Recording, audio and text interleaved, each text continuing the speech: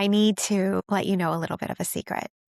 It's my birthday. Well, not actually my personal birthday, but it's the I was supposed to have a baby birthday. Well, okay, maybe not actually the I was supposed to have a baby birthday, but almost the I was supposed to have a baby birthday. Okay, I'm going to stop beating around the bush. Let me tell you. August 1st, 7 years ago, I was sitting on vacation with my husband, and I was just thinking, I really wanted to give back. I really wanted to do something for the fertility community that would help them feel less alone.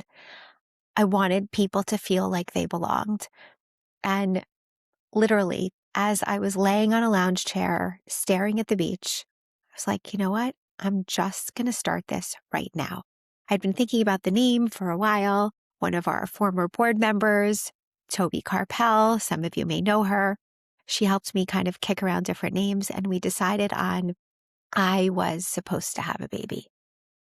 And the crazy thing is that it's now been, as I said, 7 years, and everything that we do here is just so much bigger, so much grander than I ever could have imagined when I was just sitting and staring at the ocean.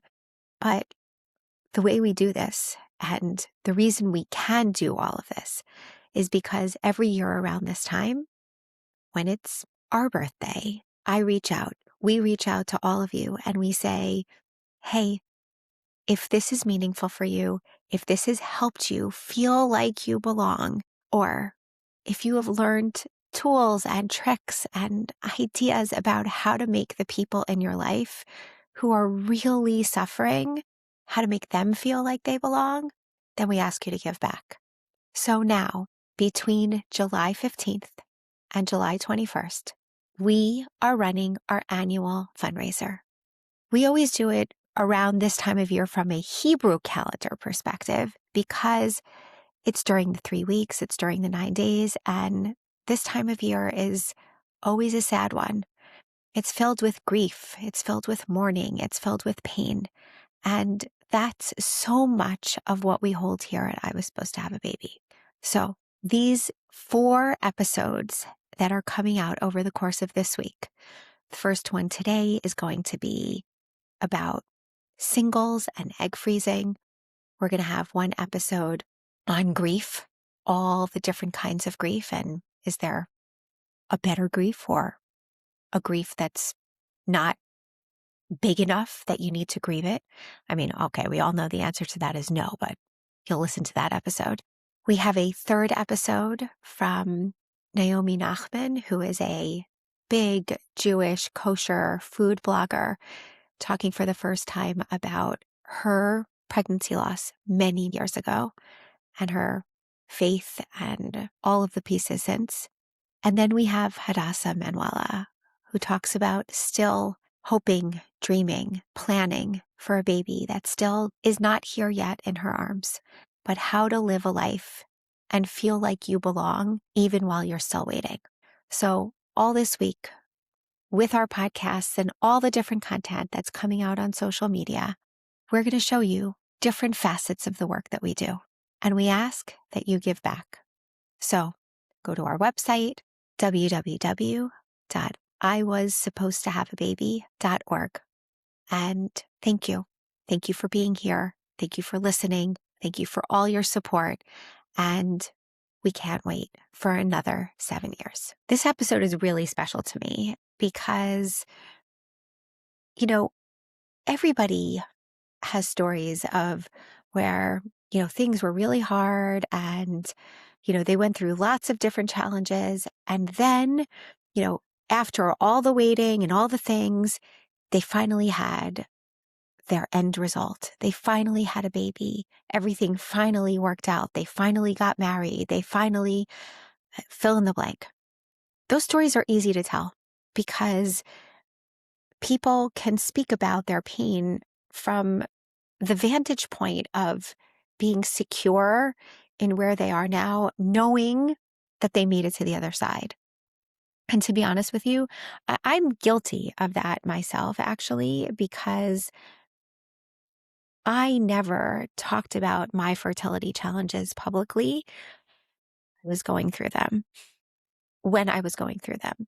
I never did. I mean, yes, the world was a very different place. We're talking about, between 13 and 16 years ago when speaking even the word infertility or miscarriage out loud was like nobody was talking about that. It was I I I remember someone told me once that they tried to put an article or an ad into a newspaper that had the word, infertile in it or IVF, and the ad was rejected because you couldn't say that back then. These were in Jewish magazines, not regular magazines, but whatever. You get my point. So for me, it's really interesting to share stories of people whose journey isn't finished, who are still very much in the thick of it, who are still very much waiting. And Haddasa and I connected a long time ago, actually, after she had her daughter who was stillborn. We've been talking for a long time. I knew her story. Many of you know her story because she's been on a number of podcasts already, speaking about her infertility from the time she got married, talking about the horrific loss of her daughter. And those are important things to share, and I'm glad she did them. I'm glad she spoke about them. But we're doing something very different here today. Today, this is about how do you still live in the messy middle? And specifically for Haddasa, as the person who started Bonei Olam Florida. I mean, the reality is that she has helped so many people become parents. And she and her husband are still not in the place where they have a baby on earth. I say that carefully because they have a daughter, they are parents, but their baby is up in heaven. Their baby is not alive here on earth. And so how do you live in the middle? How do you hold so many people, do this work all the time, and still carry the pain yourself? Both the pain of the continuous grief that you hold for your daughter, but also the infertility and the new diagnosis. She talks about that here today. There's a lot. And I just, she's an incredibly strong person. She says so herself, but she speaks about this openly, honestly, transparently, and just shares it from her heart, where she's sitting, how she manages, how she gets through it. And I think there is such a lesson for all of us who are going through any kind of hard thing in our life. It's a really powerful episode. I know I say that about almost everyone, but it really is. Take a listen to Haddasa. Hi, I'm Dr. Amy Barron, the founder and executive director of the nonprofit I Was Supposed to Have a Baby. On this podcast, I invite different people to join me in conversations about infertility, pregnancy loss, infant loss, surrogacy, adoption, and so much more. We laugh, we cry, and we challenge the Jewish community to think differently about a topic that has been shrouded in secrecy and shame for so long. So join me as we talk away the taboo.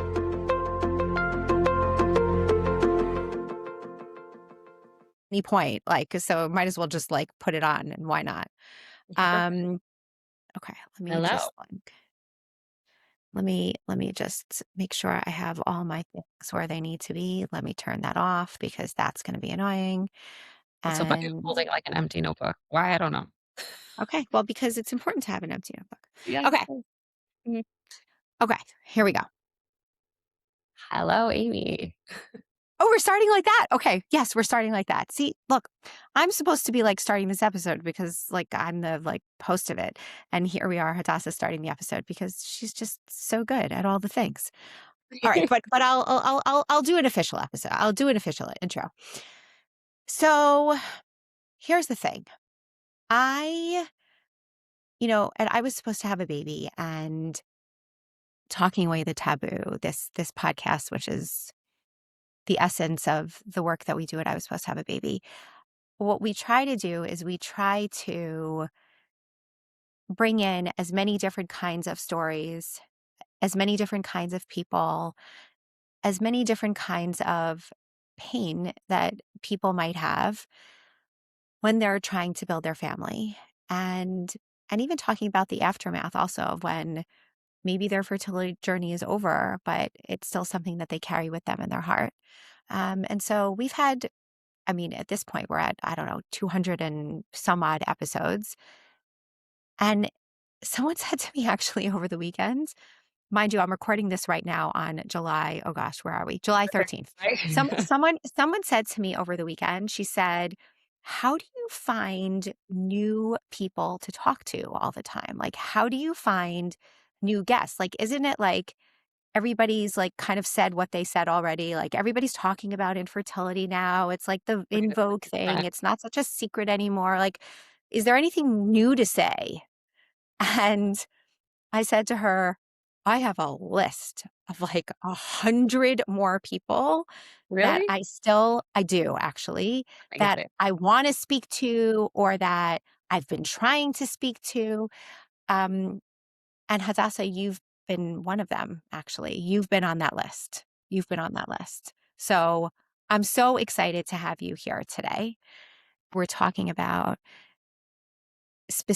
we're talking about fertility journeys. We're talking about pain Mhm, as people are trying to build their family. And for you, it has been filled with pain, but it's mhm. also been filled with a tremendous amount of meaning. And so I'm always curious, like, what does this look like? And how are you? And who are you? And all of those. So that's why you've been on my list. So that's the story. I'm So honored. hi. Hi. Um, so my name is Haddasa Manela. I am most known for, losing my daughter in stillbirth. It was in my ninth month, and I had fertility issues before. I did IVF multiple times, and then 3 years later, I started Bonei Olam, which is Bonei Olam Florida. I opened a chapter in Florida for this organization that funds. We give grants to those struggling with infertility. We pay for their treatment and we guide them, to the right clinic. We get them appointments. We basically do whatever we can to help them out. That's what And you also do shidduchim, like to be Yeah, clear, like how I crazy. just saw that. Tell people about that for 5 seconds. Okay. So we run this big event every year. It's called Knockout. About 2,000 people come. Most of them are Jewish. And it kind of attracted a lot of singles over the years. And this past year, somebody suggested that we give out like bracelets for singles. So we created these bracelets. They're green and they say here for the match, mingle responsibly. So the idea was that anybody who's single can come put on a bracelet, no pressure, like you don't have to, and nobody's forcing them to do anything. And there's no matchmaker involved. So kind of like figure it out on your own, meet somebody and go for it. Love We it. didn't know if anything would come from it. Like we just kind of promoted it. There were people mingling. I don't know. I was a little bit focused on on like actually running the event. So I have no idea what was going on. It's a But massive event, by the way. Everyone, if you yeah, don't know about it, it's the event to be at in South Florida when it yeah. happens. So just like be on the lookout. But Yeah. okay, sorry, I didn't mean to So the interrupt. Go event was ahead. in January, and I always said I was like, I don't care. Like I'm not doing this to get, I don't care. I mean, I hope that shidduchim come out of it, but like, it's not. I don't take credit. Like I don't need people to let me know. I just hope they do. Like I just hope they tell me because at least like it gives me purpose for doing this bracelet thing that actually made me very nervous. I was very nervous about it. Okay. I just didn't want people to feel uncomfortable. So like I don't know. So this couple called me on Friday and they told me that they got engaged because they met at the event and I was blown away. I can't even believe it. We're so It's happy for them. unbelievable. It's It's unbelievable. unbelievable. Yeah. And also, like, you could say And you're they let me solving post that. by the way, which is Yes, yes, I know that. That's why I'm commenting on it because I saw it on Instagram. yeah. Solving the shidduch crisis, Haddasa Manela solving the shidduch crisis in addition to solving the infertility crisis by getting people financial assistance. Like, yes, yes, like, yes, all the things. So, like, what else do you do in your spare time? Do you like promote world peace and like all the? No, let's not push it. No. In my spare time, I love to travel. I found a lot of hobbies, to make me happy. I travel, I make flowers, I hang out with friends, and that's it. That's my job is running this charity I mean, it's or really volunteering. unbelievable. It's Yeah. really unbelievable. Okay, so let's get into like the meat of this conversation. You've been on podcasts before. You've shared openly your story of infertility, your story, the stillbirth of your daughter. I If you like guys want to hear that, we're not going to get so into it on this podcast because correct, before, if you want to hear, correct, go to the other ones. correct, You correct. You won't were on Stories of Hope. You were on living what like else I were you on? go linger. Okay, yes. That one. So Yeah. I the that's not the purpose of what we're doing here. I want to know, who are you beyond that story? I mean, infertility and loss, I mean, loss of your daughter takes Yeah. up so much of your life. I mean, you've devoted your life to it, really. Yeah.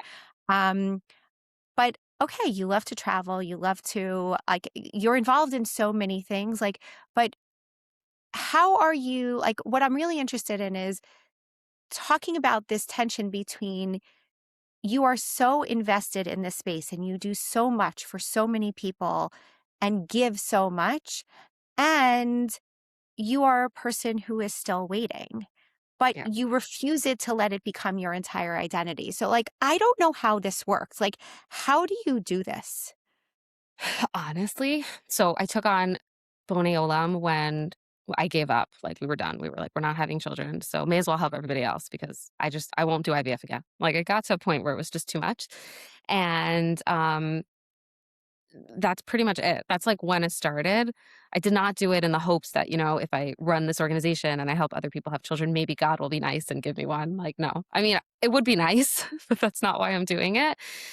By Um, the way, like, how many times do we all do these things? Like, right, I'm going to do this, and like, I hope that one day, like, people also say about shidduchim, like yeah, matchmaking. They say, like, oh, if you pray for someone who wants to get married, then like we'll match you up, like, and match you up with someone who wants to have a baby. And these are beautiful initiatives, yeah, but it's wonderful. God, Go for it. God doesn't work like that, as far as I know. No, Yeah, because then it works in reverse, meaning like if you do good things and good things happen, then if something bad happens, is it my fault? No. right, So, correct, correct. yeah. I think you need to say that louder, and I think you need to say it just one more time because I'm not sure that I think people Religious need to hear it trauma? again. Religious Yeah, trauma, we could go in there. I don't yeah, know, a lot of us are trained to believe that, bad things that happen to us, it's because we did something wrong religiously, but that's just not the case.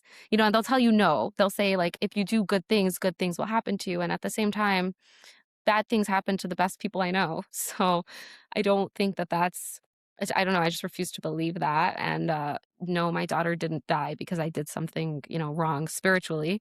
She died because she just wasn't meant to be here. So yeah, yeah, firm yeah, belief. yeah. It's a.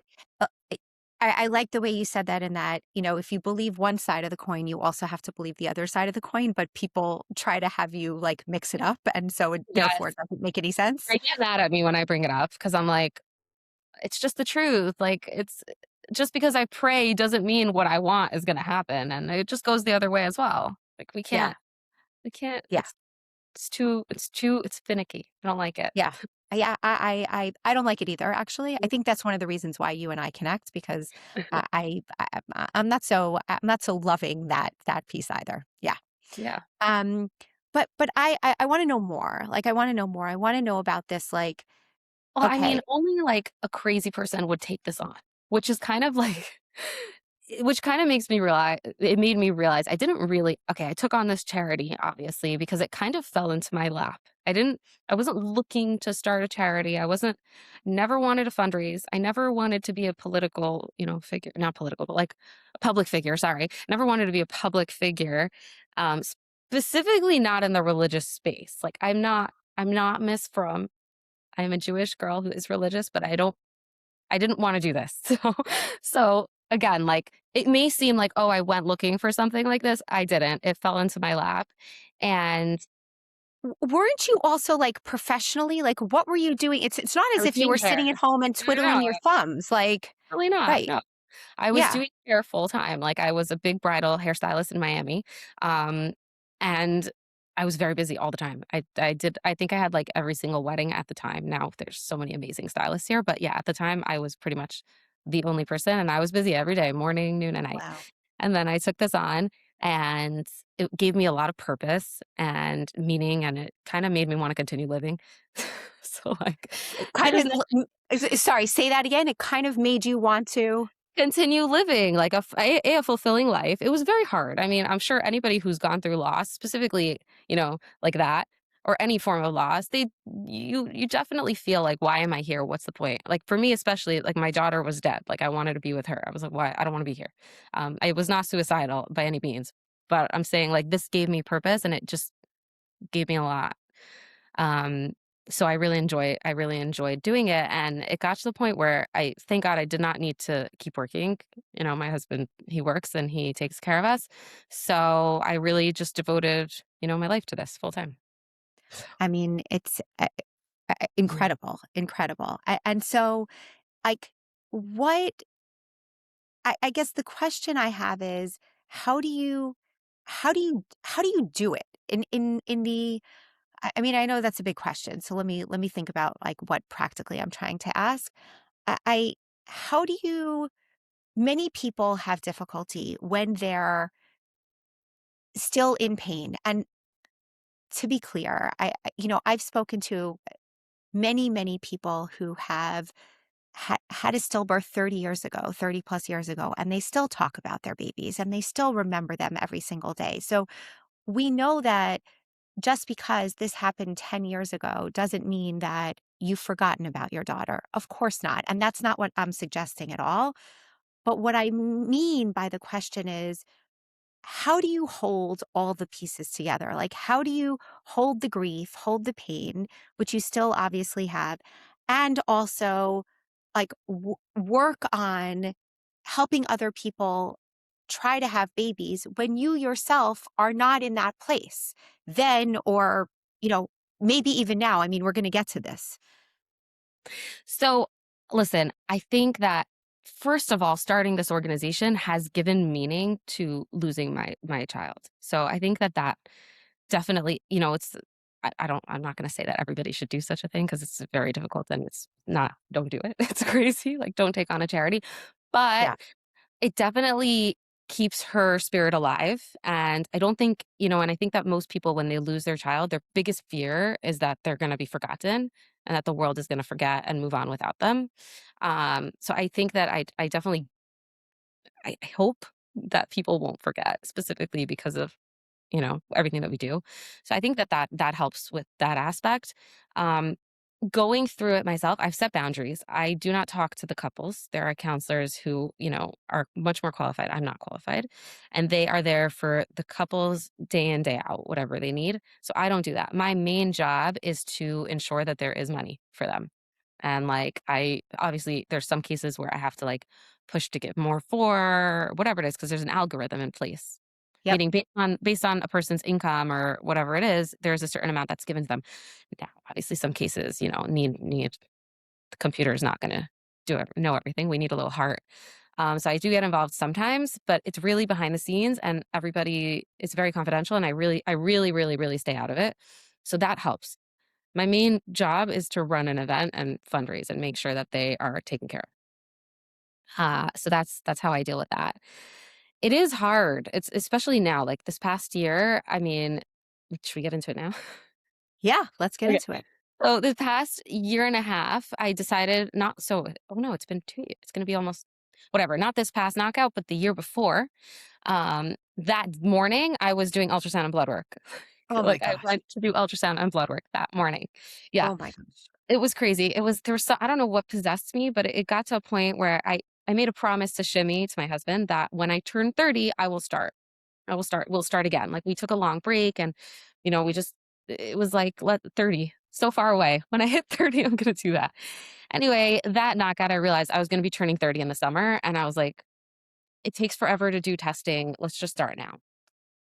Um, so yeah, this past year I've been in testing. I was under anesthesia 4 times. Oh gosh. I yeah, we were just trying to like it kind of got to a point where it's like there's got to be something wrong. Let's find the problem. One doctor was telling me, listen, have you ever, like, do you think he's asking me all the questions, around endometriosis? He's like, do you have, painful intercourse? Do you have painful periods? And I'm like, no, I don't. I know what you're asking. I don't have endometriosis. Like, Yeah. I don't have that. So let's not even go down that route. He's the first doctor that asked me that. I don't so, like, I was like, "Hey, you're crazy." So after doing multiple tests, we were like, "You know what? Let's just do the surgery. Why not?" What's At this point, I waited 10 years, waiting a few more months to just have answers and know what my whole future is gonna look like is not gonna do any harm. I think that I don't know about most people that go through fertility treatments, at least myself, once it's been so long, like, another month doesn't hurt. It's like, "Okay, Yeah. may as well let's do this right," versus, like, rushing.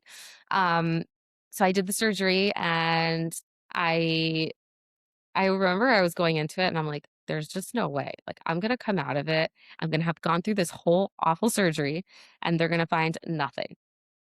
So I come out of the surgery, and I'm talking to and then, like, I had just woken up, and I'm in agony, and I said to the nurse, and I'm like I'll never forget this. I said, "Do I did they find anything?" Like, the doctor wasn't around and Shimmy, like, wasn't in yet. So I'm like, "Did they find anything?" And she's like, "They didn't tell you?" I'm like, "No."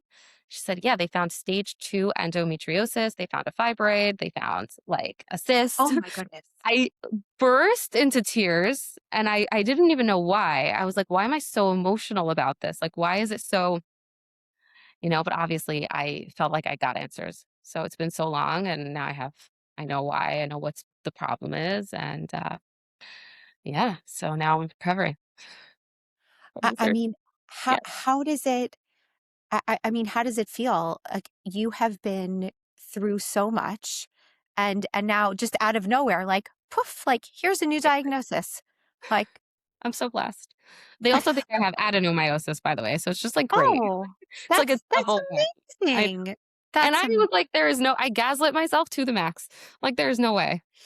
Um, it's really awful. A lot of my friends are pissed that none of the doctors ever even thought to test for that. But I'm like, it's really my fault. It's like, there's no way. Uh, Uh, okay, wait, hold on just for a second. So I'm going to ungaslight you. I okay. mean, these diagnoses, I mean, I'm a doctor, so I can. I mean, I'm Oh, not an OBGYN, I'm not a reproductive endocrinologist, but I'm a pediatrician by training, for those of you who don't know. And I have a little bit of skin in the game here. Um, these diagnoses often, or most of the time, the biggest hallmark of these diagnoses are pain. And so if you don't have pain, then like there's no don't be upset at yourself. You were only no, sharing but what by your the way, experience is. I'm like a tough cookie. Now that I had the surgery, I'm in so much Mm. pain when I get my period. And I'm like, this is probably what I felt. But I just told myself, no, we don't, period is period. Like, we take medicine and we move on about our day. Like, we work out, we do what we have to do. So for me, I'm like, "Oh, Uh-huh. wow." Like, I really should've I just it didn't even register. It wasn't something that, like, ever crossed my mind. So, Okay. yeah, Okay. Well, here we are. I was going to say we can't change the past, but we can We can. we know how to move forward. We know how to move forward. Absolutely. Yeah, and it happens to be my fertility specialist that I'm working with now. He was like, "Don't do the surgery. Let's just treat you as if you have it." And I was like, "No, absolutely not, because that requires me to go on, a lot of medication for 2 months. I have to, like I think it's they put me into menopause, and I was like, "I don't wanna do that unless I know for sure." Yeah. And forget about this child, I wanna know for the future. Meaning, like, uh, I need to know. Totally. Totally. So, Totally. yeah, so I I actually mean, pushed for the surgery, which is pretty wild after fighting look, for against it. and no, but I think it's a real it speaks to, like, people advocating for themselves, Mhm. especially in this process where you feel so helpless. You feel like, what Yeah. on earth is there? Like, what's coming next? Like, the doctors are making all the decisions. Like, what do I know? But I so much appreciate that, and I think that there is a real lesson for people in there about Like, if you feel something in your gut, you should say something and you should do something about it. Yeah. Yeah. Okay. All right. So Now we let's know. go. I have endometriosis. It's great. Let's add to the list, Okay. which So, is interesting. look, what's your making a list? It doesn't matter if you're now at number like 14 versus number, 21. Like you have a list. Okay. Okay. How do you feel when people ask you about like where you are with your treatments or not treatments, or like do you want people to ask you? Do you not want people to ask you? I I hear from a lot of people that it's just like I'll tell you when there's something to tell, but otherwise like don't talk to me. I think everybody it's very personal to everybody. For me, thank God, I think because it's so public, like, people just leave me alone. I'm not having strangers ask me, that's for sure. It's, like, more family, they're kind of like, "Hello, when are you doing this? What is taking so long?" And I'm like, "It's long. It takes a long time. Testing takes a long time. I just had a surgery. I don't wanna get pregnant the month after surgery. That sounds scary. Like, hello, I need to heal." Um, and then the doctor was like, "We need to do one more test." So, like, everything is Gosh.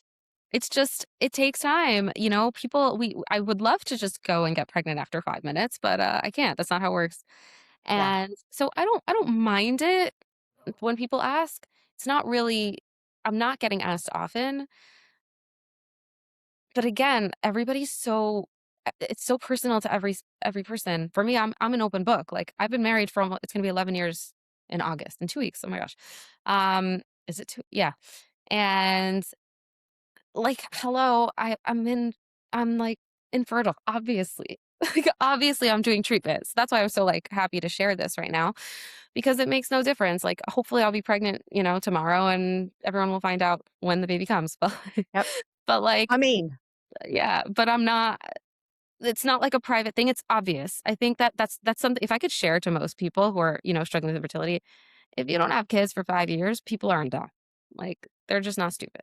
And I'm sure there could be many, many other reasons, but obviously, you're hopefully seeing doctors and trying to solve the problem, or you're not, and that's personal. But it is obvious, so I would say don't get upset when people ask or assume. They usually mean well. They love you, they probably wanna be there for you. Obviously, if it's the random grocery store lady, like, you can get annoyed, but, like, I don't know. Just don't let them talk to you that way. my example is always like the random person in Target who's like, Yeah. oh, blah, blah, blah. Yeah. Or, like, you gained a little weight, and they're like, "Hmm?" Yeah, the eyes that just can't seem to like. The only thing they do is zero in on the stomach, like always, as if like they're going to be the first ones to know Right. because they're the ones who notice the like extra little Exactly. rounding of the like cheesecake that you ate on Shavuos. Like, I find the whole thing ridiculous. No, but I've gotten to a point where I expect it. So being that I expect it from people, it doesn't hurt me anymore. Like, I expect everybody to be looking at me. I've kind of become the poster child for Jewish infertility, like, without meaning, I just have. So, like, I expect people to be looking at me like, "Hello, is she pregnant? Is she?" Like, I expect it. So I don't it doesn't hurt anymore. It's like, "Okay, they mean well. It's harmless." It's incredible that you have that perspective because I think that I there are people who can't who that as the years go on, like, yes, obviously it becomes obvious that there's a problem because it's been Mhm. X number of years since you've been married, but then it becomes even more and more and more painful. And so then when people make the comments, instead of kind of being chill with it, people are like, my God, it's another dagger. It's another dagger. It's another dagger. Like now I can't go to shul. Now I can't be like, I've heard that Then you're piece also. isolating yourself. Like, you're hurt meaning if I were to behave that way, I would be hurting myself. Like, if I would shut down every friend of mine who is looking out for me and they're like, "Hey, how's it going? Like, are you doing anything? Like, can I be there for whatever it is?" I am hurting myself. Who's gonna wanna be my friend if I yell at them and if I fight back? And if I isolate myself, who's gonna wanna invite me over to their house? Nobody. So, Okay, but if I may, I'm I going to mean, push you if and that's fair. say, like, but is that also, like, you being strong? And, like, do people just make assumptions that you're just a strong person? Like, you've been through a lot and you're just a strong person and you can take it. And, like, I think I'm that those also in the asking, fertility world may think that. I think that those who are also in my shoes may think, "Oh, she's just stronger than me." I happen to be I am very strong, and I don't, like, let these things bother me any more, they used to, but it's really a choice, like, like, I just don't want I don't wanna be a nebuch. Like, I don't wanna be looked at as if I'm, pathetic. Like, no, I'm very strong. I'm going to live a happy life. I'm going to have friends. I am going to socialize. I'm going to be with my family and their children and my nieces and nephews and I'm going to love them and I'm not going to sit at home and pity myself. Like no. We're not doing that. So again, one more thing if I could tell everybody that because I feel like I am speaking to, others struggling with Yeah. infertility. There's no point in adding to the pain. Like, it's bad enough, honestly. Like, it just is. It's horrible enough. And to isolate yourself is just, you're hurting yourself. Like, I speak to people all the time who say, I can't tell my friend because I'm ashamed. And I'm like, oh, so you're just hurting yourself. You're like, let's not have friends anymore because I can't share my innermost, struggle. What is that? Or I can't go to my family anymore because everybody has kids and I don't. I get that. Hold on, I get that. Like, take the time, feel your pain, but also don't hurt yourself more. I don't think they realize that they're hurting themselves more. Yes, you can protect your peace. Like, there are times where, like, I'm trying to think, what do I not do? I don't really go to brissom or like, birthday parties. Nobody expects me to. And it happens to be my friends. They don't even invite me, which thank God. Like, I used to maybe get a little offended, but now they're like, you don't even wanna be there, and I'm like, "You're right, I don't." She's like, "You're so lucky, you don't have to come to this stupid annoying thing," and I'm like, You're At right, 8 o'clock in the morning. yeah, like, I don't freaking wanna go, then I have to buy a gift, I gotta go to a toy store, like, that's hurtful. No, don't put yourself in a situation where, like, it's, like, really a dagger, but at the same time, don't hurt yourself more. Like, don't not go to the Shabbos meal with your good friends who love you. Like, that's just not cool. So what does it mean for you? Yeah. Like, if being that you are a person who you've already, like, you've been doing this for 10 years, so you've already gotten yourself to a place Mhm, where you're like, "Okay, I know what I can do, I know what I can't do." Like, I'm not gonna mhm, talk to the couples, I'm not gonna go to birthday parties, I'm not gonna go to brisses, I'm not gonna do that, but, like, I'm also not gonna shut myself out of my life because, like, life is right, for the living. But mhm. where Wh when does it affect you, I guess is the question, It's and actually a tough one. how do you say it again? I have a tough situation that I would love to mention. A few years ago, I set a boundary. Um, for some reason, every shiur, like which is a Jewish religious class that I went to, um, even if the topic has nothing to do with children, it would always go there, no matter what. Like unintentionally, whatever it is, it would always go there. I obviously wanted to connect, so I would try to go. I want to learn. I want to be there. Every time I went, I'd literally leave crying. I'm like, "This is not for me. I don't belong there. I'm not even like I can't even learn, you know, Ardora. Like, I can't even do that because it hurts me." So, a few weeks ago, I went to one because my mother was hosting it, and she's like, "Just come. It's gonna be great, whatever." This is in mind you, it's like in my mother's house. Now, I Yeah. don't fault the speaker because the speaker is not supposed to know about every single person's trigger in the room. It's not her job. But at the same time, like, you're literally in the house that is, like, very much struggling with this problem. And it was a Shavuot shiur, and she says, "This holiday is all about children. Like, the whole thing for the children. Like, that's what we're doing." And I think that day, like, I had just gotten a diagnosis for something else, I don't even know, or I was doing testing, and I literally broke down, and I left in middle, which is something that I don't do. I try not to be dramatic, like, in every I just like, I'll normally suck it up and then leave. And it just made me realize, you know what? Learn on your own, which I do. I have a chavrusa and I learn privately. It's something that I had to like do for myself. But yeah, it's really hard. There are some situations that we cannot put ourselves in. Like I can't put myself in a situation where I'm going to leave crying like that. That's just not, that's just not okay. It's, But if that's the only way you can meet people in your community, ok right, right, that's the it's such a problem. hard line. It's Yeah. such a hard line, it's such a hard line, but for everybody, it's everybody has their own lines, right? Like, for you, going to shiurim, right, is for whatever like, that that piece is difficult. That Yeah, piece is I don't difficult. know. Even if the message is not all about children, that piece is It difficult, always is. fine. Yeah. But for other people, like going to shul, going to kiddush, just seeing Yeah, kids walking around, I know for me, in my shul, the strollers are all parked like yeah. right before you even get in, like, Mhm. 100 strollers. And for me, like, it took me so long after my miscarriages and also, like, when I was dealing with the years of infertility, like, just to make it through the door because I was almost like I needed blinders, like, just to be able to get through the door. If I could get through the door, I would be okay, but it was like, oh my God, it was so hard. Like, everybody, it's different. I don't go to shul, so I get Okay, I get we're it. there. Yeah, I go or I'll go with a friend. So, like, those are things like walking in alone is very scary because I just what am I doing here? I feel like I don't belong. Everyone's, taking care of their kids or that's why they're there usually. And then me, like I'm going because I want to socialize and see people. So if I want to go, I'll make sure to go with a friend so that I'm not walking in alone. It's really all about finding a way to do things. yeah. Yeah, look, I mean, the theme of our campaign is all about belonging, and the Yeah. image of the campaign is actually a seat.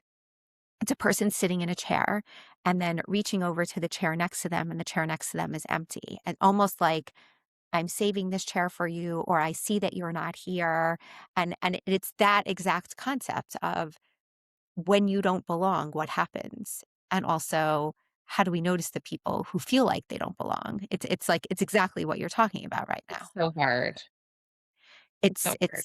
it's it's really hard. It's really hard. And I wonder also if walking into public places for you, is it is it also hard because people expect you to be inspirational and expect you to kind of like have it all together? Like, is that also a piece of it? I mean, I expect myself to have it all together. Okay. um, inspirational, I don't feel that pressure. I think that I'm very real. I mean, we're having a very real, open, honest conversation. I try to just be myself. I think walking into, let's say, like an event, like a community function, I have so much anxiety before just because, like, I don't know, I don't like it. It's scary. Yeah. Uh, but nothing to do with who I am.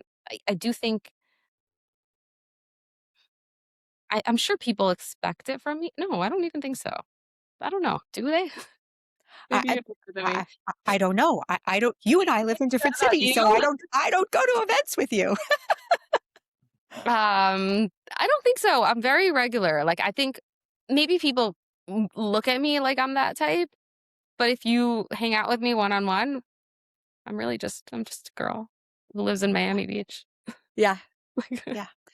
What is it? I'm really just a girl who's standing I'm just a front girl. of a man asking her to love him, asking him to love her. What's that? What? Hold on. I'm like, is it Uh, Jerry Maguire? What is it? I don't know. I don't Um, know. okay. Yeah. Okay. We need like a fact checker on this podcast. Somebody is going to figure that out afterwards. Okay. We'll add it in. Um, okay. So I maybe let's switch gears for a second. Okay. Um, tell me, tell me about your marriage. Tell me about your relationship and like, specifically about maybe how it's changed over the years or, like, my guess is that people make assumptions about people who've been married for 10 years or a long time, whatever that means to mean something to every person has a different definition of what that means. Yeah. Um, but people who've been married for a long time who don't have children yet. I'm a big believer in hope, so I always use the word yet. Okay. Um, what does that look like for you guys? So I think that in the beginning, we were kind of like, just this cutesy, happy couple who just got married and we're excited about life. And then obviously we were struck down left and right. And our marriage was tested a lot. And it wasn't great for a few years, especially after, I lost my daughter. And we work really hard. We did. We worked really hard. Now, thank God, like all of our work we're able to just do, we went to therapy and whatever we learned, we kind of like implement. It's easier to implement versus like back then. I think that it's like, I don't want to say this, but like we're kind of blessed in a sense that we were able to really focus on our marriage. We didn't have, like, kids running around to distract us in any way, and we really went in like, we wanna stay together. I have no reason to stay with him, like, I don't have kids. Like, there's nothing holding us back from staying together. From separating, sorry. So, like, when things just didn't work out, it was kind of like, "What are we gonna do? Like, should we stay together? Like, what's going on here?" And, we really did. We really went to do the work. We worked really hard. I really, really, really love him. I think that we're happen to be in a good place right now, but there's always work. It never just goes away. I always have to try to be good, especially when we're doing IVF and I'm on medication. Um, it's just like an active job for me to just A, behave. Not that I'm any whatever, but, like, I have to be a good wife just like he has to be a good husband. It's a two-way street. Marriage navigating marriage through infertility is really, really hard. You're constantly being knocked down. Things are constantly not working out. I have been in and out of surgery and, like, had procedures all year, so, like, I've been MIA. Like, he's had to be Yeah. there to take care of me for a year, like, it's not easy. So, it's not easy.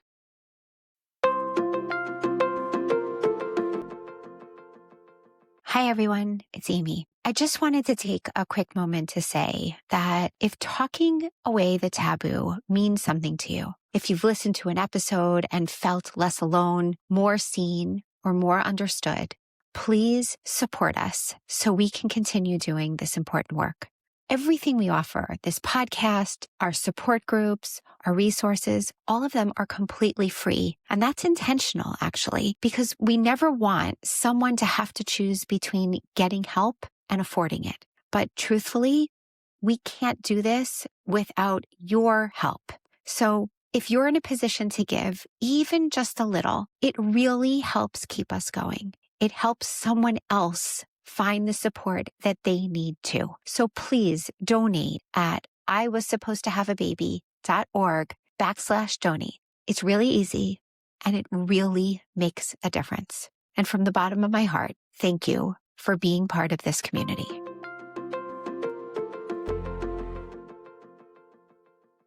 Look, I being in a marriage, regardless of infertility or loss, Not easy. is hard work. I mean, that's just the way marriage is. It's just the way any relationship is. You can't Yeah, expect to coast. You can't expect to just like, oh, like everything's going to be the same, forever and ever and ever. no, Every relationship, even with my best friend who like doesn't live in the same city, we have to work to keep in yeah, contact and to stay close. And so, how much more so with the most important person in your life? I mean, it makes sense. and again, there's no distraction, so, like, we're always together, meaning, Yeah. like, when we're together, it's just us. Do you think that people misunderstand what this is like for the two of you? Like, do they think that do people make assumptions like, oh, like either Well, from one end or the other end, like, oh, your marriage must be so strong people that like think we're, like yeah, people think we're, like, devastated all day, every day, and that our life is, like, really, really hard. And, like, while okay, it is, and, like, it is hard sometimes, no, we're just really living our best lives, like, we're just trying to enjoy our life. It's fine. Meaning, like, it's hard. I would like to have a child here. My child should be here. I would like to not have to go through treatment all the time, but that is currently my life. It won't be forever. And I think that a lot of people assume that we're just always struggling and depressed, but we're not. yeah. I mean, who can live like that? I I don't mean, know. Not me. but also, especially because the two of you are so out there in terms of your work with Bonei Olam. Like if you were like so upset and depressed all the time, you couldn't do even a quarter of the work that you do. Like it would be, you'd be in bed all day long. Mhm. Like impossible, impossible. Yeah. Yeah. So I think that that is an assumption. So now I'm telling everybody it's not the case. Yeah. But I would say that's the only assumption. I mean, I actually don't know. Like, nobody has told me anything. Oh, people don't tell you what their assumptions are? Okay, fine. Maybe you know. What are those I don't. One thing is I try not to assume because when you exactly. assume, you know what happens when you assume, right? Mhm. We all Ex know it makes. Okay, are we using bad language here on this topic, this It's your podcast? podcast, It it's your makes an platform. blah between you and me. Okay, well, Exactly. we'll try to keep it PG. Yeah. Um, all right, let's. I want to like as we kind of reflect and move forward and sort of go back. You are right now in the 10th year of this process. Mhm. You've said already here that where you are right now, emotionally, from a diagnosis standpoint, just your attitude in general, like you're in a very different place now than you were way back when. Can you tell me a little bit about the difference? I mean, you made reference to like things were obviously really hard in the years leading up to when you were pregnant with your daughter and just all of the infertility. And then the years of grief and loss and that tremendous, awful pain Mhm. that continues and you hold. But I don't, I'm not trying to delve and go back there and try to dig that up, but I'm more interested in like looking back at where you were then and where you are now. How do you see this whole piece of your life? You're what do you mean? Like, how do I view everything I went through? Or, like Yeah, I mean, or also just the perspective. Like sometimes I hear from people this idea that I don't think I handled that well, or I don't think like I maybe should have grieved less, or maybe I should have like stayed in yeah. bed longer. I hear like sort of judgments on the way people handle stress back then. And so I'm wondering, like, as a bird's eye vantage point where you're sitting now, how do you look at where you were back then? I think I handled it the best I can. I was by no means was I easy to be around. Like, I think I'm so grateful to my friends who stuck with me then because I was not was not How okay could you be, though? How could you with it. be? No, of course not. How could I be?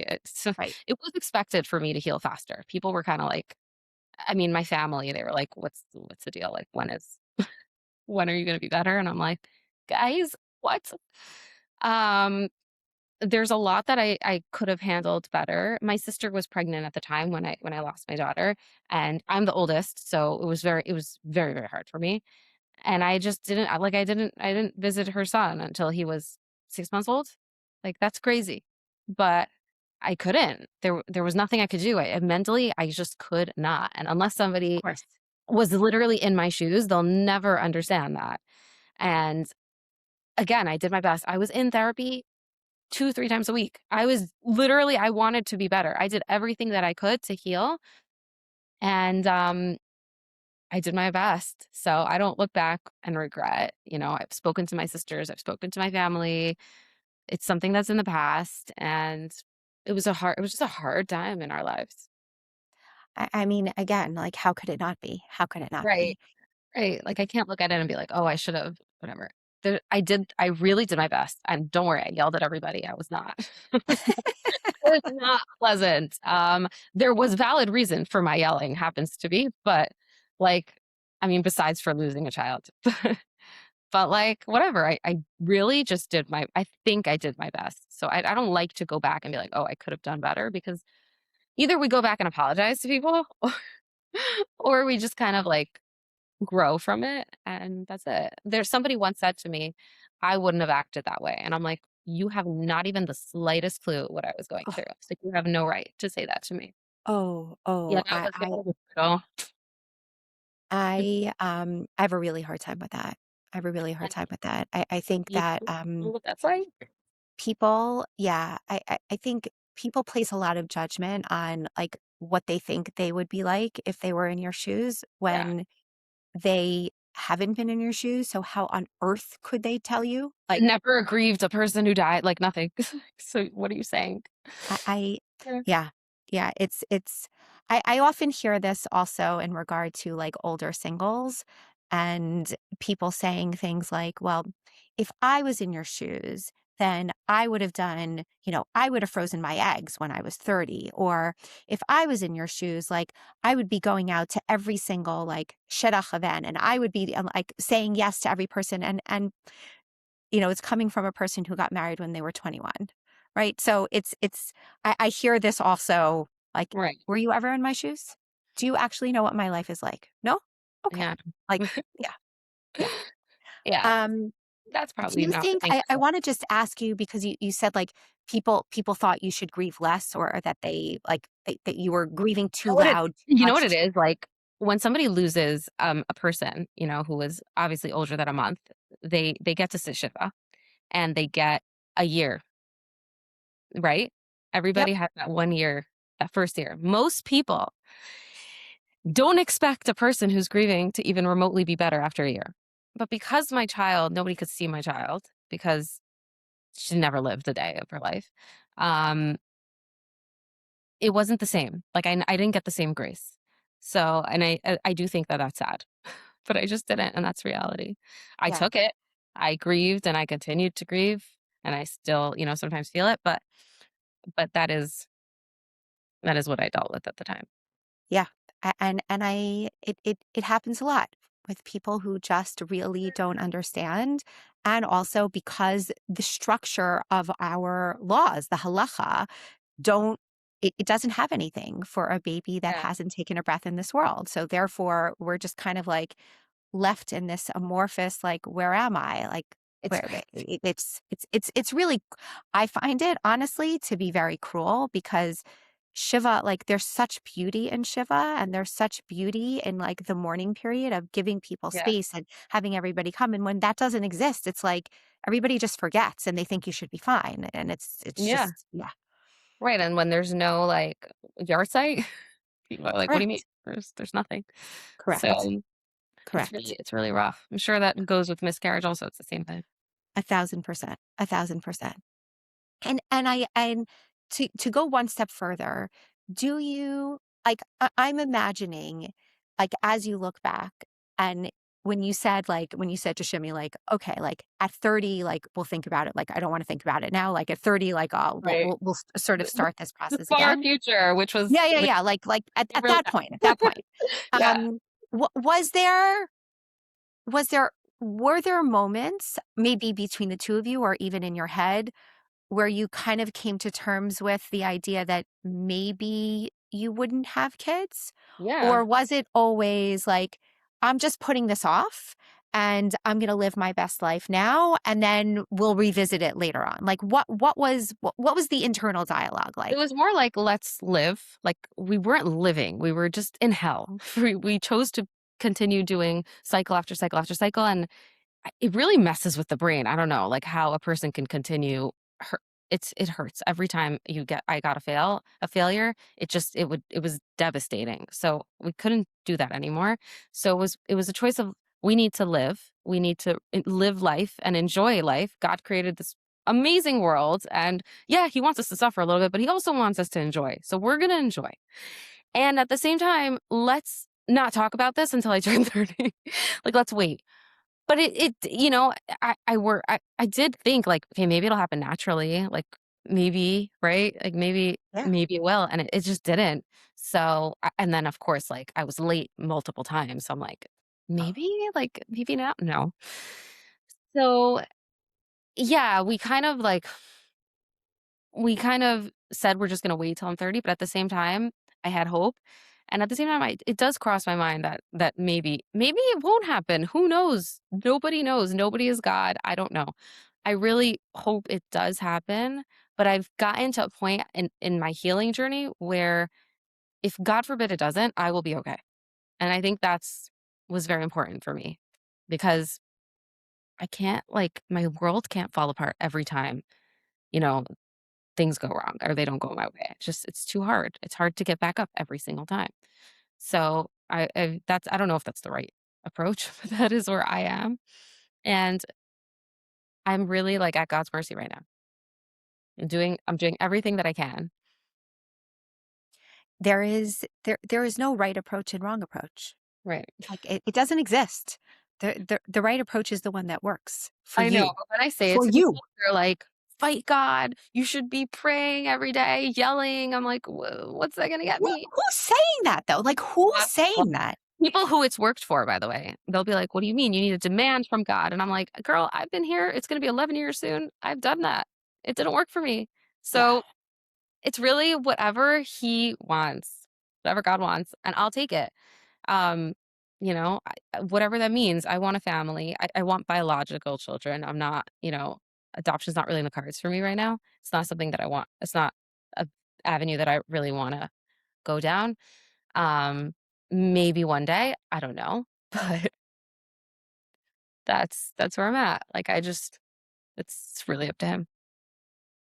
I I think it's a really beautiful way to frame it. Like at the end of the day, we know that there is no control that humans have anyway. Right. But you can try to do the things.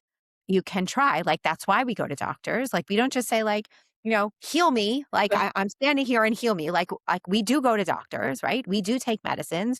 We do procedures. Like, we do Yeah, this because yeah. we're putting our best foot forward. We're putting in the work. But at the end of the day, we can't make it happen. We can scream and yell as loud as we want. And like, By the way, it just hurts me, so what's the point of doing that? I Yeah. it hurts me a lot too. It hurts me a lot. It hurts me that people said that to you and They continue say to it say all the that to you. time. They say I'm sure many people who are listening, Yeah, have experienced that. Like, yeah, we have an illusion of control that it's just we don't have any control. It's actually my number one thing that I think I had to learn throughout this whole process is that I have no control. I'm a control freak. Like, I think I want things organized in order. I'm very structured and very type A. type A as they come. So yeah, it's something I had to it's like an active inner battle with myself. And I'm like, I have no control over this. I'm making it sound like it's easy. It's not, but that is what I've learned. Yeah, I think it's easier for people to kind of grab onto these like illusions of control Yes. because it's almost like, okay, well, if I do this, then like It's it'll like a happen. So segula, like a yeah, segula. Like yeah. like, Can we sometimes it talk about hurts. Segula? Can we talk about Segulas for 5 seconds?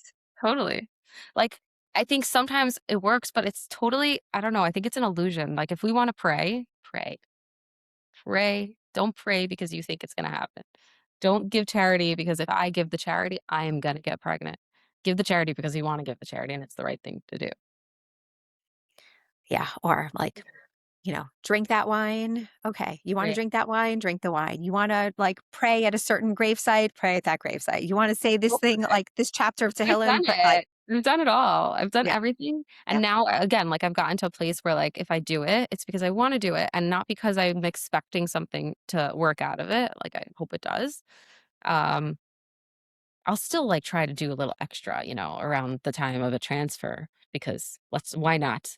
Let's get some more money exactly. I was just gonna say, in our because pocket. why not, But, right? like but not because, like, it's gonna work because if I do it, because then it just hurts. Then it gives you religious issues, I think at least.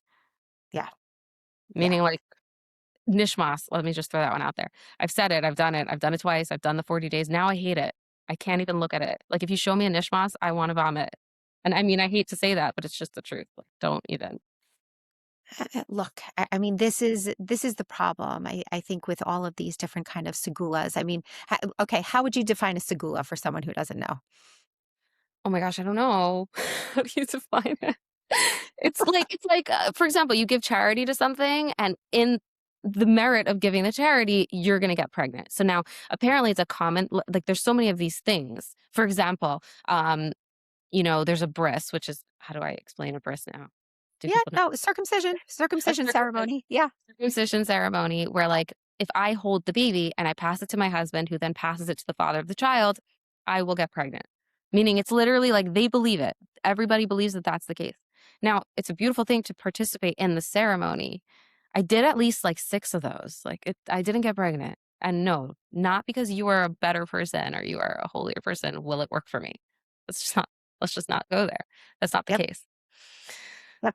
So, Yep. I think the problem is that the people who sort of peddle segulas, like the ones who are like, it worked yeah. for them. So therefore they're like, oh, Yes. you need to like, you need to do it because it That's what I'm works. saying. We're It's an like, illusion. It's an illusion of control. Like, you have no control. So just because yeah, I do this wonderful thing doesn't mean it's gonna be given or granted to me. Now, we should do it because it's the right thing to do and it's a good thing to do, but not in the hopes that we're getting something out of correct. it. Correct. Or it's a beautiful thing to do, or because your best friends just had a baby and you want to like be there Yeah. for them. Like, great, but not because you're hoping to get an outcome on the other side. Right. Yeah. Yeah. I wanna, Hadassah, I wanna end off here, like, and going back to this idea of trying to find a purpose through pain or because of pain. I, um, I personally have a lot of trouble with that idea. People sometimes say to me things like, "Oh, you started this organization, and so now you know why you had to go through all that pain." Because, like, now you're helping so many people. So I'm wondering, do people say the same thing to you about Bonei Olam They Florida? don't, but I actually feel like that is why. Like, going against your thought. No, I we're here to have a discussion. Yeah, I feel like I didn't go looking for this, like, it came into my lap. It really did. I did not go looking for this, and when it was brought to my attention what was going on and that I could really help, I felt like I had no choice. Because if I don't do it, nobody in Florida will get money and have be able to do treatment. So I felt like I had to do it, so I did this. At the same time, I know that a lot of people go through things and they don't know why. They don't get to see, a reason. And I think that that's very hard. I think for me, the fact that this was brought into my lap and the fact that I get to do this, I feel very blessed that I'm in this position to help those. And I think that I'm very blessed to know why I had to go through all that. Now, I don't know why I'm still going through that. Like that, I don't know. But I think that there's something it definitely healed me a little bit. It helped. It definitely helps. Yeah. Not I know that not everybody's gonna get such a thing in their lifetime, so I'm But grateful. not everybody's gonna get such a thing at all. I think that there are some people that sit with pain or grief, and they're just like, "Why is this happening? I don't understand why this is happening." They don't get that really clear Right. answer. Um, So I feel like I and got that clear answer. You don't feel like you got that answer? You're like, "No." no, what I mean by that is there are so many people in the world, right, who go through infertility, loss, like a thousand things. Forget about Yeah. cancer. Like, Yeah, yeah, yeah. we like make it bigger than this, right? Does every person who has cancer like start an organization? No, No, and I right? don't Like, recommend it. so, Like, I'm like, not and like, what about all the people who die young? Like, I have a hard time it's theologically a with lot this of idea. pressure. Yeah. Yeah, Yeah. yeah, with this idea that like, what is the reason for pain? Like, why do people like? Okay, here we are again. Like, why do good people need to suffer? Why, like, if where we're like back to the same thing that we were talking about in the beginning. So it's not that it's not that I don't think that, look, if I hadn't gone through all of this stuff, I obviously wouldn't be here running this organization. So, yes, there is that one-to-one I correlation would not. without question. I promise With you, I would not Right, be. No. right, and correct. I was very happy as a pediatrician. I would not be running an Yeah. organization. There is no way, no how. I would be off. I would have a totally different path in my life, and Yeah. I would have been totally fine. Nobody in their right mind chooses to do this. Let's be real. Correct, correct. So I sit here and be like, but what if I chose to say no? Like, what if I was like, yeah, I'll talk to a few people. I'll like tell them about my loss and, I'll but like, I didn't have to start an organization. Like, I don't know. There's something about it that kind of rubs me the wrong way. Like, because of what we were saying before about this idea that if you do good, you get good. But Right. Not that's why. not the way it works, but it's also not like if you do bad, you get bad. So also like bad things happen to you, so therefore you have to turn it around. It's like it's all mushed up in No, my mind, and I don't like any of it. I don't know if that makes sense. I get it. I I, totally get it. You don't have to like any of it. look, I this is think not it the helps Amy Barron me, but I podcast. think that there's no what? No, I was like, this is not the Amy Barron podcast. So I'm like, whatever. It's tough because just because you go through something doesn't mean that you, A, would wanna do such a thing. Like I said, nobody in their right mind would choose to do something like this. Let's be real. Do you Yeah. recommend it? I mean, it gives me a lot of No. purpose and I like it, but no, don't do it. It's a lot of work and it's very, very hard, and it's like it could be debilitating. So Yeah. I don't recommend it, but at the same time, it gave me a lot of purpose, and it does feel there's something really special about having purpose, especially when you lose somebody.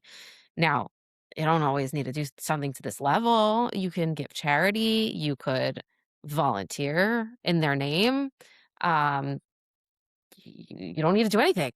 You can sit at Right. home, like whatever it is. But there is something healing, I think at least it worked for me, to doing good and helping others who are struggling. So I don't know. Also, if you get to be on the helping end, Correct. you Correct. it's a blessing, so 1,000%. 1,000%. Look, I'm sure you feel the same way. Like, you'd much rather be on the helping end than be on the receiving end. I Like, mean, right? I mean, yeah, but yeah, yeah. Um, like, I use our I I have a guidance counselor. I'm in it, yeah, yeah. so I look, I think that there's there's so much, right? There's so much here, and like, and we don't know. We're never going to know all the reasons for all the things, but we try to do the best with our lives, right? That's really the answer. yeah, That's agreed. really the answer.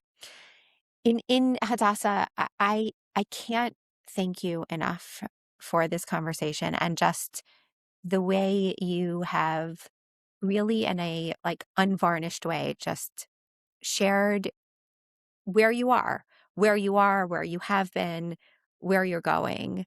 Um, and I can tell you that so many people need to hear this. Like they need to hear, how do you dig yourself out of pain?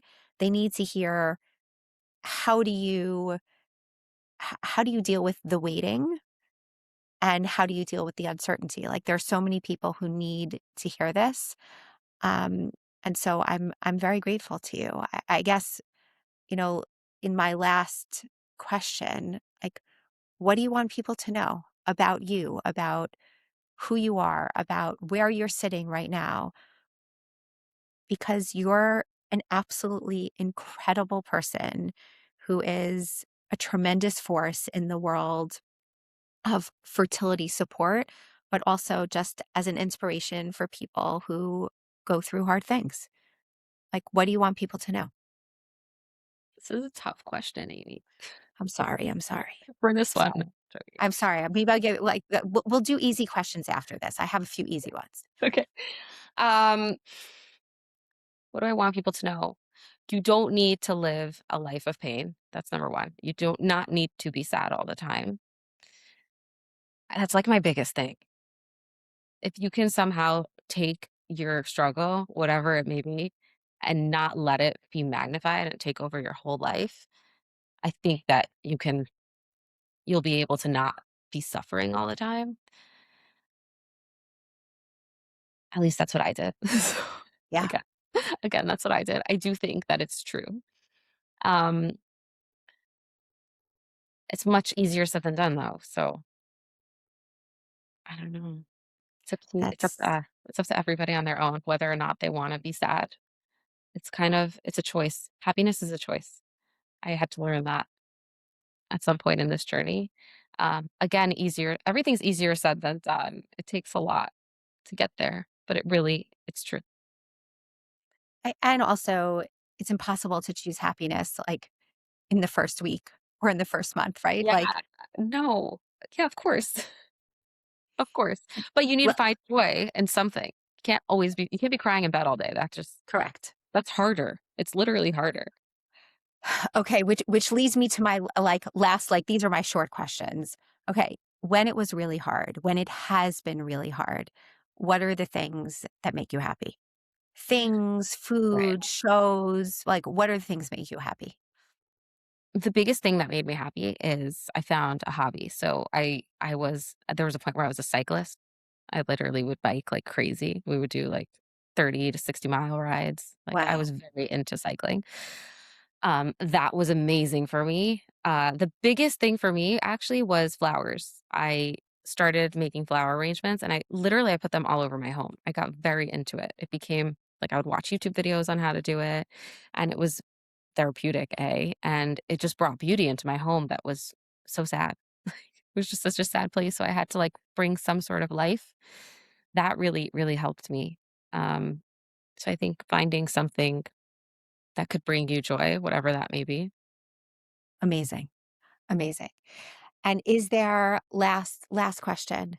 Um, when is there something like when you can't sleep at night?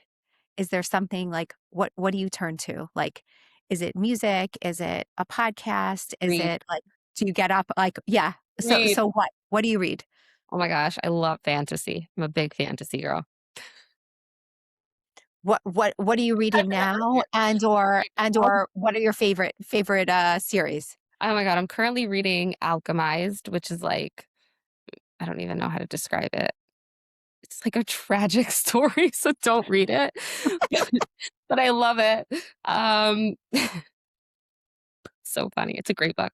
Definitely look at it, but it is tragic. My favorite series that I read, so tough. I love Harry Potter, so I would say that. That would How be. could you not? I How mean, could you like, not? yeah, that Yeah. would be the best. Okay. Okay. Look, it's important that people like everybody needs their things, like their things that they go to because like as we know, life is hard, right? And there have to be ways to escape and have to be ways of distraction. And so I always like to ask people that because I think it gives people also a window into like, oh, maybe I should also try that. That might be something that I could like get into that would Yeah. help. Well, So I mean, also when you're up at night, a book is a great distraction, but let's be real, when you start reading, you pass out. It's like one of those things that just helps. yep, absolutely. Absolutely.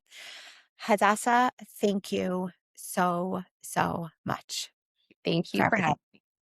It's for an honor, everything. and I hope this resonates.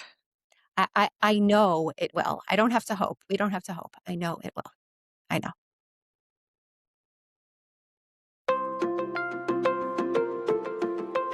Thank you so much for listening. If you have any comments about this episode or would like to suggest a future episode, please reach out at 917-382-0422 or send us an email at info@iwassupposedtohaveababy.org or info@iwsthab.org. And please don't forget to like, rate, and review so we can continue spreading the support to the wider Jewish community.